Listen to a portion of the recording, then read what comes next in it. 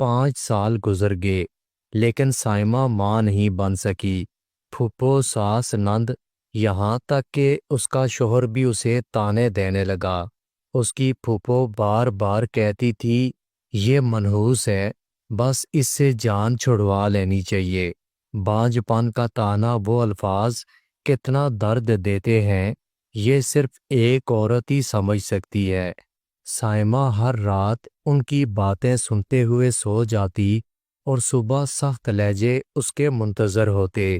بہت دعا مانگی، اے اللہ مجھے معاف فرما، مجھ پر رحم فرما، میں تھک چکی ہوں۔ ان سب کی باتیں سن سن کر میں تنگ آ چکی ہوں، مجھے اپنی رحمت سے نواز دے۔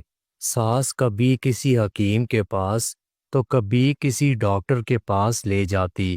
سائمہ کا ہر ٹیسٹ کلیئر ہوتا۔ جب سائمہ اپنے شوہر سے کہتی کہ اپنا ٹیسٹ کروا لو تو وہ صاف انکار کر دیتا۔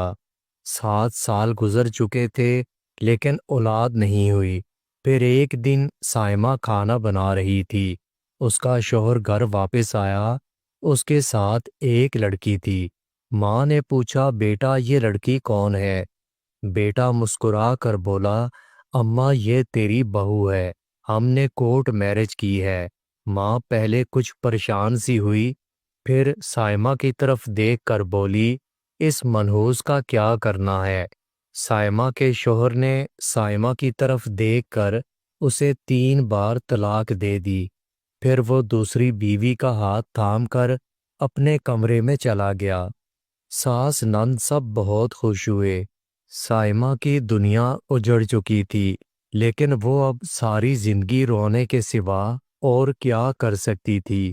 وہ انجام جانتی تھی جب عورت کو طلاق ہو جائے تو یہ معاشرہ اس کے ساتھ کیا کرتا ہے۔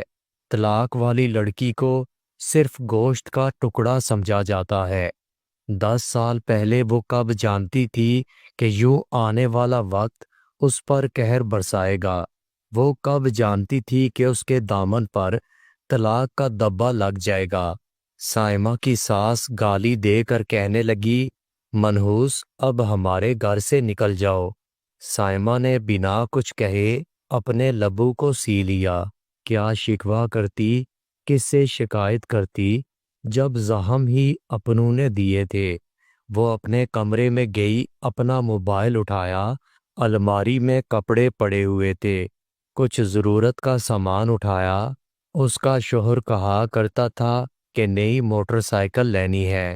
سائمہ نے پیسے جمع کرتے کرتے 5 سال میں 70,000 جمع کیے تھے۔ یہ پیسے اس نے اپنے خرچے میں سے جمع کیے تھے۔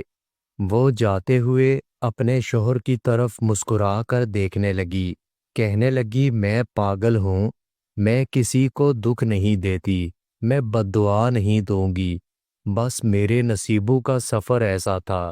تم دونوں خوش رہو، اور ہاں یہ لو 70,000 روپے، تم کہا کرتے تھے کہ نئی موٹر سائیکل لینی ہے، میری طرف سے تم دونوں کو یہ شادی کا تحفہ ہے۔ شوہر سائمہ کی آنکھوں میں دیکھنے لگا۔ سائمہ کی آنکھوں میں ایک بھی آنسو نہیں تھا۔ نہ جانے اتنا صبر کیسے آیا تھا، ایسے لگ رہا تھا جیسے کچھ بھی نہیں ہوا۔ سائمہ نے پھپھو کے سامنے سر جھکایا، کہنے لگی پھپھو جان چلو مانا کہ میں منحوس ہوں لیکن آپ میری پھپھو ہیں، مجھے پیار تو دے دیں، مجھے الوداع کرتے ہوئے اپنے گلے سے لگا لیں۔ پھپھو نے اس کی بات سن کر اپنا منہ موڑ لیا۔ سائمہ نے دیکھا تو وہ مسکرانے لگی، سوچنے لگی کہ یہ لوگ کیسے اتنی نفرت کر لیتے ہیں۔